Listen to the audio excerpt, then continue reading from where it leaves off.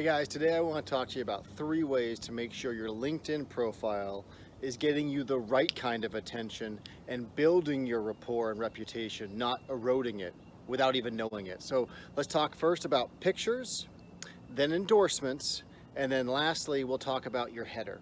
But it all starts with your picture, right? We all have our Facebook or our LinkedIn picture on the top. If we don't, we should. And it should be a professional picture. And I'll give you one example of what it shouldn't be and why.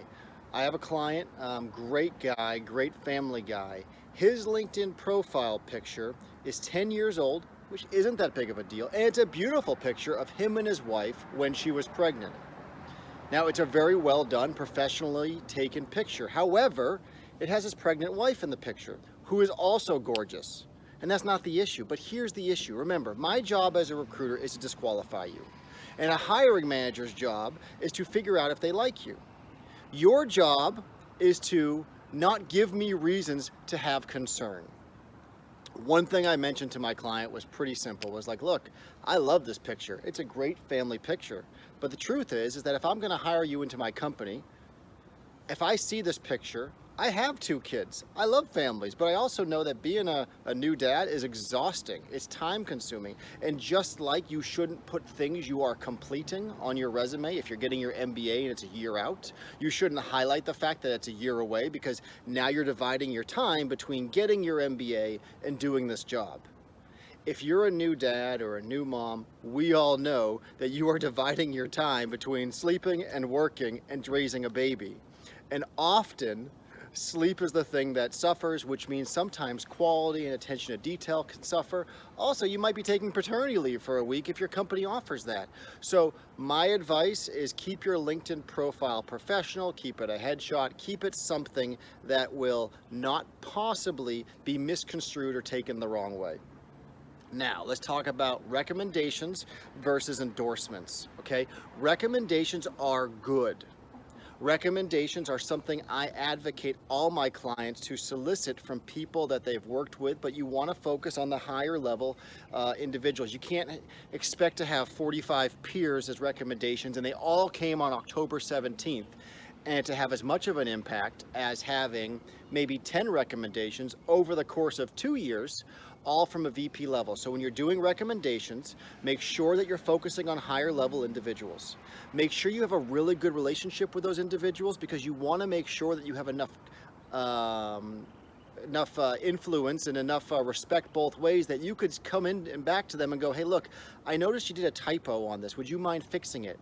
Because sometimes it's uncomfortable to correct someone that went out on a limb to give us a recommendation. And then we have to go back to them and go, hey, there's a couple typos. Can you fix that? If you don't have the kind of relationship with the person you're asking a recommendation for, if you don't have the right relationship with them, you're going to be maybe putting out their recommendation with typos, and it's going to send the wrong message about you, and the wrong message maybe about the organization you're part of. So make sure you have a good enough relationship where you can correct them or ask them to refine their recommendation.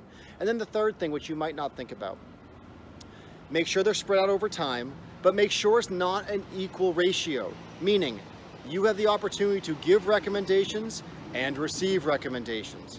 Me as a recruiter, I would always look at that.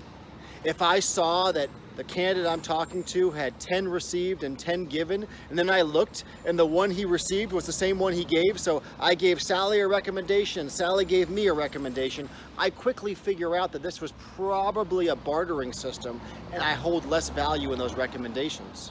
But if I see that Joe is only given 3 and he's received 10, then I think it's a big deal.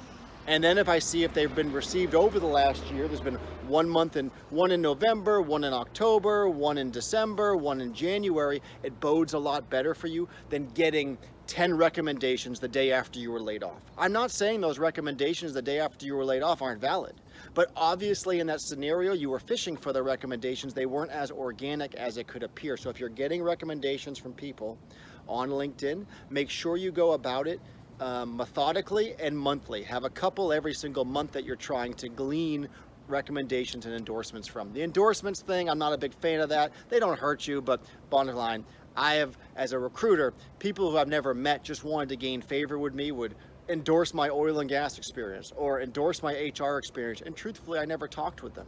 So I don't really hold much stock if you have a whole bunch of endorsements, because it was just a button somebody clicked on your profile. Words mean a lot more than a click. And now the last thing, in your header, let's make it focused. Just like your professional summary should be focused on your resume, your header should be focused. I'm okay with you having a bunch of words up there that are buzzwords that are related, like procurement specialist, supply chain executive. That makes sense. You can have a bunch of those supply chain type stuff if you're a supply chain person. But don't have procurement executive, supply chain leader, basket weaving enthusiast, and anthropology advocate. I mean, don't have such a wide spectrum of expertise that it shows lack of focus, because what it shows to me is lack of passion. And if I'm trying to hire you, I'm going to look at your resume and see that you applied to the supply chain job. And then once you apply to that supply chain job, I go to your LinkedIn profile. And if I see a whole bunch of supply chain stuff up there, I get excited. But if I see a broad range of stuff, then I realize, oh, you also must have applied to a job that had to do with anthropology. You must have also applied to a job that has to do with basket weaving. Obviously, I'm making an extreme situation, but that's where my mind goes. I start analyzing, why do you have all these other headers on your LinkedIn profile? Well, it must be to relate to the other applications you've been applying for, which means you're not focused. You're not a focused professional. So be sure you're a focused professional. So again, LinkedIn picture, think it through, make sure it can't be used against you. Make sure that you are focused on your header on your LinkedIn profile. And then lastly, solicit endorsements and solicit recommendations from your network. Make sure they're senior level, but make sure you have a good enough relationship with them where you're not going to feel bad if you have to come back to them and correct a typo here or there.